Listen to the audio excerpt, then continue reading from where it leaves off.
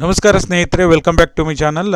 ಇವತ್ತಿನ ಒಂದು ವಿಡಿಯೋದಲ್ಲಿ ನಿಮಗೆ ಗೃಹಲಕ್ಷ್ಮಿ ಯೋಜನೆಗೆ ಸಂಬಂಧಪಟ್ಟ ಹಾಗೆ ಈಗ 11, 12ನೇ ಕಂತು ಯಾವ ಹಂತದಲ್ಲಿದೆ, 11ನೇ ಕಂತು ಯಾವ ಹಂತದಲ್ಲಿದೆ ಅಂತ ನೀವೇ ಚೆಕ್ ಮಾಡ್ಬೋದು. ಹೇಗೆ ಅಂತ ತಿಳಿಸ್ಕೊಡ್ತೀನಿ. ಆಮೇಲೆ ಅನ್ನಭಾಗ್ಯ ಯೋಜನೆ ಹಣ ಬಂದಿಲ್ಲ ಅಂದರೂ ಕೂಡ ಏನು ಮಾಡಬೇಕು ಅಂತಲೂ ಕೂಡ ತಿಳಿಸ್ಕೊಡ್ತೀನಿ.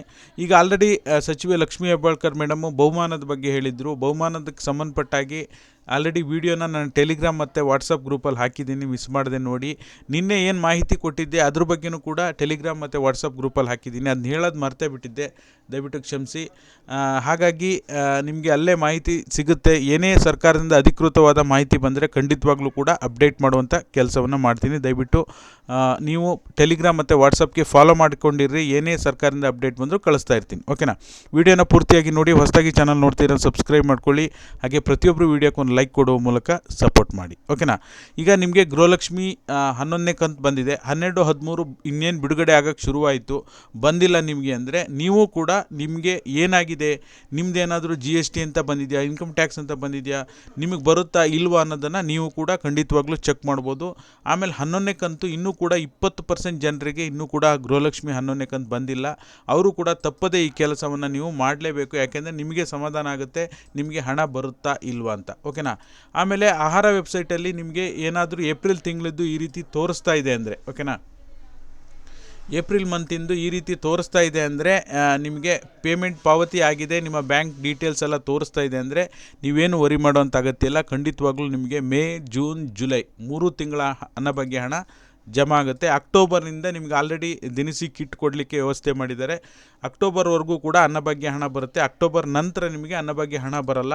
ದಿನಸಿ ಕಿಟ್ಟು ಪ್ಲಸ್ 5 kg ಅಕ್ಕಿ ಬರ್ತಾಯಿದೆ ಅಂತ ಸರ್ಕಾರದಿಂದ ಅಪ್ಡೇಟ್ ಬಂದಿದೆ, ಓಕೆನಾ. ಈಗ ಆಲ್ರೆಡಿ ರೀಲ್ಸ್ ಮಾಡಿ ಹಣ ಗೆಲ್ಲಿ ಅಂಥೇಳಿ ಸಚಿವೆ ಲಕ್ಷ್ಮೀ ಹೆಬ್ಬಾಳ್ಕರ್ ಮೇಡಮು ಮಾಹಿತಿಯನ್ನು ಕೊಟ್ಟಿದ್ದಾರೆ. ಬಟ್ ಕೆಲವೊಂದು ಮಾಧ್ಯಮಗಳಲ್ಲಿ ರೀಲ್ಸ್ ಮಾಡಿ ನೀವು ಹಣ ಗೆದ್ದರೆ ನಿಮ್ಗೆ 1 ಲಕ್ಷ ರೂಪಾಯಿ ಬಹುಮಾನ ಕೊಡ್ತೀವಿ ಅಂಥೇಳಿ ಮಾಹಿತಿಯನ್ನು ಕೊಡ್ತಾ ಇದ್ದಾರೆ. 50 ಜನರಿಗೆ, ಓಕೆನಾ, ಒಬ್ಬರಿಗಲ್ಲ, ಅತಿ ಹೆಚ್ಚು ವ್ಯೂಸ್ ಗಳಿಸಿದ 50 ಜನರಿಗೆ ಈಗ ತಲಾ 1 ಲಕ್ಷ ರೂಪಾಯಿ ಕೊಡ್ತಾರೆ ಅಂತ ಹೇಳಿ ಮಾಹಿತಿ ಬರ್ತಾ ಇದೆ. ಖಂಡಿತವಾಗ್ಲೂ ಅಷ್ಟೊಂದು ಹಣ ಕೊಡೋದು ಡೌಟ್ ಇದೆ. ಬಟ್ ಏನು ವಿಷಯ ಅಂತ ನಿಖರವಾದ ಇಷ್ಟೇ ಪ್ರೈಸ್ ಕೊಡ್ತೀವಿ ಅಂತ ಅವರಿಲ್ಲೂ ಕೂಡ ಸ್ಪಷ್ಟನೆಯನ್ನು ಕೊಟ್ಟಿಲ್ಲ. ಹಾಗಾಗಿ ಯಾರು ಕೂಡ ನಿಮ್ಮ ಕೆಲಸ ನೀವು ಮಾಡಿಬಿಡಿ. ಏನಾಗುತ್ತೆ ಸಾಧ್ಯವಾದಷ್ಟು ನಿಮ್ಮ ಕೆಲಸನ ನೀವು ತಪ್ಪದೇ ಮಾಡಿ. ಎಷ್ಟಾದರೂ ಕೊಡಲಿ, ಏನಾದರೂ ಕೊಡಲಿ.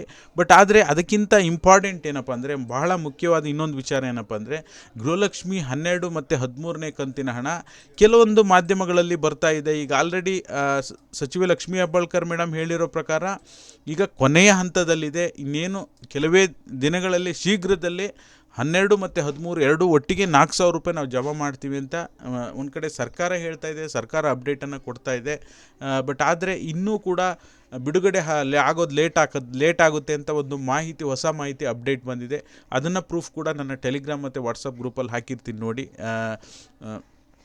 ಮಾಧ್ಯಮಕ್ಕೆ ಇನ್ನೂ ಕೂಡ ಸರ್ಕಾರ CM ಸಿದ್ದರಾಮಯ್ಯನವರು ಒಂದು ಅಪ್ರೂವಲ್ ಮಾಡಿ ಅವ್ರನ್ನೊಂದು ಸಿಗ್ನೇಚರ್ ಮಾಡಬೇಕಾಗತ್ತೆ. ಇನ್ನೂ ಕೂಡ ಅವರು ಅನುಮೋದನೆ ಮಾಡಿ ಸಿಗ್ನೇಚರನ್ನು ಮಾಡಿಲ್ಲ. ಇನ್ನೂ ಪ್ರೋಸೆಸ್ ಹಂತದಲ್ಲಿ ಬಂದಿಲ್ಲ. ನಾವು ಶೀಘ್ರದಲ್ಲೇ ಒಂದು ಬಿಡುಗಡೆ ಮಾಡ್ತೀವಿ ಅಂತ ಹೇಳ್ತಿದ್ದಾರೆ ಅಂತ ಇವರು ಮಾಧ್ಯಮದವರು ಹೇಳ್ತಾ ಇದ್ದಾರೆ. ಬಟ್ ಯಾವುದು ಸತ್ಯ ಯಾವುದು ನಿಜ ಅಂತ ನಾವು ಕಾದು ನೋಡಬೇಕಾಗುತ್ತೆ. ಆದರೆ ಸರ್ಕಾರ ಅಟ್ಲೀಸ್ಟ್ 2,2 ಸಾವಿರನಾದರೂ ಬೇಗ ಬಿಡುಗಡೆ ಮಾಡಬೇಕು. ನಿನ್ನೆ ವಿಡಿಯೋ ಮಾಡಿದಾಗ ಸಾಕಷ್ಟು ಜನ ಅದಕ್ಕೆ ಕಮೆಂಟ್ ಮಾಡಿ ಕೇಳಿದ್ರಿ. ಸಾಕಷ್ಟು ಜನ ನಮಗೆ ಗೃಹಲಕ್ಷ್ಮಿ ಯೋಜನೆ ಹಣ ಭಾಳ ಉಪಯೋಗ ಆಗ್ತಾಯಿದೆ, ನಮ್ಮ ಮಕ್ಕಳ ವಿದ್ಯಾಭ್ಯಾಸಕ್ಕೆ ಉಪಯೋಗ ಆಗ್ತಾಯಿದೆ, ನಮಗೆ ಸಣ್ಣ ಪುಟ್ಟ ಮಹಿಳೆಯರಿಗೆ ಖರ್ಚಿಗೆ ಉಪಯೋಗ ಆಗ್ತಾಯಿದೆ, ನಾವು ಗಂಡನ ಹತ್ರ ಖರ್ಚಿಗೆ ಕೇಳಲಿಕ್ಕೆ ನಾವು ಎಲ್ಲದಕ್ಕೂ ಸಣ್ಣ ಪುಟ್ಟ ಖರ್ಚಿಗೆ ಗಂಡನ ಹತ್ರ ಕೇಳಬೇಕಾಗಿತ್ತು. ಬಟ್ ಇಂಥದಕ್ಕೆಲ್ಲ ನಮಗೆ ಸಾಕಷ್ಟು ಉಪಯೋಗ ಆಗ್ತಿದೆ ಅಂತೇಳಿ ಮಹಿಳೆಯರು ಸಾಕಷ್ಟು ಕಮೆಂಟ್ಗಳನ್ನು ಮಾಡಿ ತಿಳಿಸಿದ್ರಿ. ನಿಮ್ಮೆಲ್ಲರಿಗೂ ಕೂಡ ಧನ್ಯವಾದಗಳು, ಯಾರೆಲ್ಲ ಕಮೆಂಟ್ ಮಾಡಿದ್ರಿ. ಸಾಧ್ಯವಾದರೆ ರೀಲ್ಸ್ ಮಾಡಿ ಅಪ್ಲೋಡ್ ಮಾಡಿ 50 ಜನರಿಗೆ ಬಹುಮಾನ ಕೊಡ್ತೀವಿ ಅಂತ ಹೇಳಿದ್ದಾರೆ. ಆಮೇಲೆ ಇನ್ನು ಅದರ ಜೊತೆ ಅನ್ನಭಾಗ್ಯ ಯೋಜನೆಗೆ ಸಂಬಂಧಪಟ್ಟಾಗ ಹೇಳಬೇಕು ಅಂದರೆ, ಇನ್ನೂ ಕೂಡ ಜೂನ್ ತಿಂಗಳ ಅನ್ನಭಾಗ್ಯ ಹಣ ಇನ್ನೂ ಒಂದು 25-30% ಜನರಿಗೆ ಇನ್ನೂ ಬಂದಿಲ್ಲ. ಕಾರಣ ಕೇಳಿದರೆ ಸರ್ಕಾರದಿಂದ ಟೆಕ್ನಿಕಲ್ ಇಶ್ಯೂ ಅಂತ ಹೇಳ್ತಾ ಇದ್ದಾರೆ. ಜುಲೈ ತಿಂಗಳ ಹಣ ಸ್ವಲ್ಪ ಜನರಿಗೆ ಬಿಡುಗಡೆ ಆಗಿ ಅಲ್ಲೇ ಸ್ಟಾಪ್ ಆಗಿದೆ.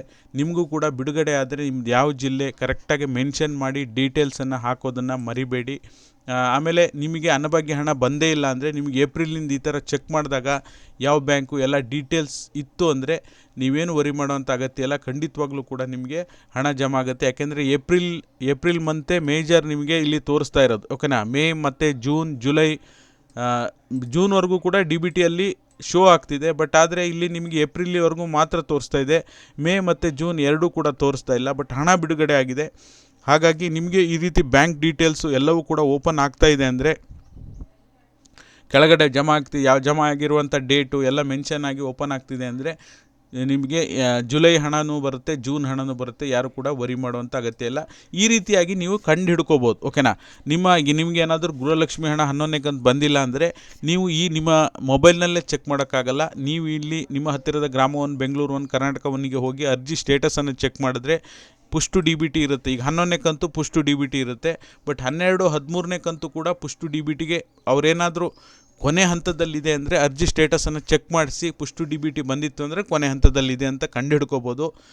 ಇಲ್ಲ ಇನ್ನೂ ಕೂಡ ಅಪ್ಲಿಕೇಶನ್ ರಿಸೀವ್ಡು ಈ ರೀತಿಯಾಗಿತ್ತು ಅಂದರೆ ಇನ್ನೂ ಡಿಲೇ ಆಗುತ್ತೆ. ಇನ್ನೂ ಕೂಡ ಅಪ್ರೂವ್ಡ್ ಅಂತಿತ್ತು ಅಂದರೆ ಬರೀ ಅಪ್ರೂವ್ಡ್ ಅಂತಿತ್ತು ಅಂದರೆ ಇನ್ನೂ ಡಿಲೇ ಆಗುತ್ತೆ. ಯಾವಾಗ ಪುಷ್ ಟು DBT ಬರುತ್ತೋ ಅಲ್ಲಿ ಕೊನೆ ಹಂತ ಅಂತ ಅರ್ಥ. ಓಕೆನಾ. ಹಾಗಾಗಿ ಸಾಧ್ಯವಾದರೆ ಯಾರಿಗಾದರೂ ನಿಮಗೆ ಸೌಲಭ್ಯ ಇದ್ದರೆ, ನಿಮಗೆ ಗ್ರಾಮ 1, ಬೆಂಗಳೂರು 1, ಕರ್ನಾಟಕ 1 ಪರಿಚಯ ಇದ್ದು ನಿಮ್ಮ ಮೊಬೈಲ್ ನಂಬರ್ನಿಗೆ ಅವರಿಗೆ ರೇಷನ್ ಕಾರ್ಡ್ ನಂಬರ್ನ ಕಳಿಸಿದರೆ ಚೆಕ್ ಮಾಡ್ತಾರೆ ಅಂದರೆ ಆದಷ್ಟು 11ನೇ ಕಂತು ಬರದೇ ಇರೋರು ಚೆಕ್ ಮಾಡಿ. 12ನೇ ಕಂತು 13ನೇ ಕಂತು ಇನ್ನೂ ಬಿಡುಗಡೆ ಆಗಿಲ್ಲ, ಚೆಕ್ ಮಾಡಿ ನೋಡಿ ಏನಿದೆ ಸ್ಟೇಟಸ್ಸು. ಆವಾಗ ನೀವು ಪಕ್ಕ ಕಂಡು ಹಿಡ್ಕೋಬೋದು ಯಾವ ಹಂತದಲ್ಲಿದೆ ಅಂಥೇಳಿ. ಓಕೆನಾ. ಈಗ ಮಾಧ್ಯಮದವರು ಇನ್ನೂ ಲೇಟ್ ಆಗುತ್ತೆ, ಇನ್ನೂ CM ಅವರು ಅದಕ್ಕೆ ಸೈನ್ ಮಾಡಿ ಅಪ್ರೂವ್ ಮಾಡಿಲ್ಲ. ಅವ್ರು ಅಪ್ರೂವ್ ಮಾಡಿದ ಮೇಲೆ ಇನ್ನು ಮುಂದಿನ ಹಂತಕ್ಕೆ ಹೋಗುತ್ತೆ.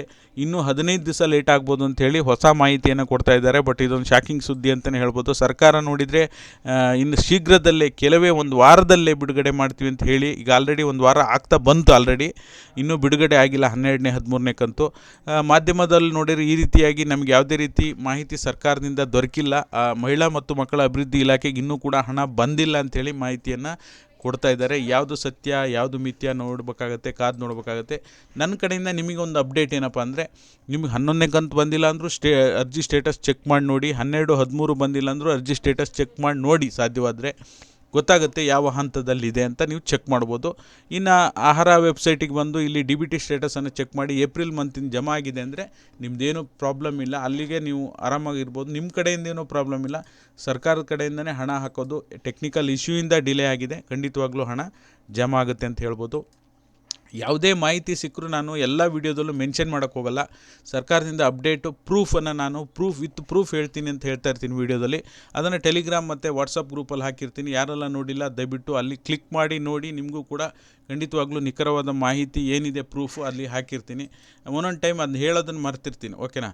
ಬಟ್ ನಮ್ಮ ಚಾನಲ್ನಲ್ಲೇ ಪ್ಲೇ ಮಾಡೋ ಹಾಗಿಲ್ಲ, ಕೆಲವೊಂದೊಂದು ರಿಸ್ಟ್ರಿಕ್ಷನ್ ಇರೋದ್ರಿಂದ. ಓಕೆನಾ. ಹಾಗಾಗಿ ಇದಾಗಿತ್ತು ಈ ಕ್ಷಣದ ಮಾಹಿತಿ. ಏನೇ ಅಪ್ಡೇಟ್ ಬಂದರೂ ನಿಮಗೆ ಹಾಕುವಂಥ ಕೆಲಸ ನಾವು ಮಾಡ್ತೀವಿ. ಬಟ್ ಸರ್ಕಾರ ಸಮಯಕ್ಕೆ ಸರಿಯಾಗಿ ಎಲ್ಲರ ಖಾತೆಗೂ ಹಣ ಜಮಾ ಮಾಡೋದು ಅವ್ರ ಕರ್ತವ್ಯ. ಒಂದು ದಿನ ಒಂದು ತಿಂಗಳಲ್ಲಿ ನಿಗದಿತ ಸಮಯವನ್ನು ಫಿಕ್ಸ್ ಮಾಡಿಕೊಂಡು ಒಂದು ಡೇಟಿಗೆ ಅಂತ ಮಾಡ್ಕೊಂಡು ಇಷ್ಟರೊಳಗೆ ಆಗಿದ್ದು ಆಗೋಯಿತು, ಲೇಟ್ ಆಗಿ ಹೋಗಿದೆ. ಇನ್ಮೇಲಾದರೂ ಕರೆಕ್ಟಾಗಿ ಒಂದು ತಿಂಗಳ ಒಂದು 15ನೇ ತಾರೀಕಿಂದ 20ನೇ ತಾರೀಕು ಈ ರೀತಿ ಒಂದು ಟೈಮನ್ನು ಫಿಕ್ಸ್ ಮಾಡಿ ಆ ಟೈಮಿಗೆ ಹಣ ಹಾಕ್ತಾ ಹೋದರೆ ಜನರಿಗೂ ಕೂಡ ಒಂದು ಈ ಟೈಮಿಗೆ ಬರುತ್ತೆ ಅಂತ ಹೇಳಿ ಅವರು ಕೂಡ ಒಂದು ಯಾವ್ದಾರ ಒಂದು ನಿಗದಿತ ಖರ್ಚಿಗೆ ಅಂತ ಹೇಳಿ ಇಟ್ಕೋಬೋದಾಗುತ್ತೆ. ಓಕೆನಾ. ಎಲ್ಲರೂ ಕೂಡ ಸಾಕಷ್ಟು ಕಮೆಂಟ್ಗಳನ್ನು ಮಾಡಿ ಸಪೋರ್ಟ್ ಮಾಡಿದ್ರಿ. ನಿಮ್ಮೆಲ್ಲರಿಗೂ ಕೂಡ ಧನ್ಯವಾದಗಳು. Thank you all. Thank you so much. ಪ್ರತಿಯೊಬ್ಬರು ಲೈಕ್ ಮಾಡಿ, ಆದಷ್ಟು ವಿಡಿಯೋನ ಶೇರ್ ಮಾಡಿ, ಸಬ್ಸ್ಕ್ರೈಬ್ ಮಾಡ್ಕೊಳ್ಳಿ. ಧನ್ಯವಾದಗಳು.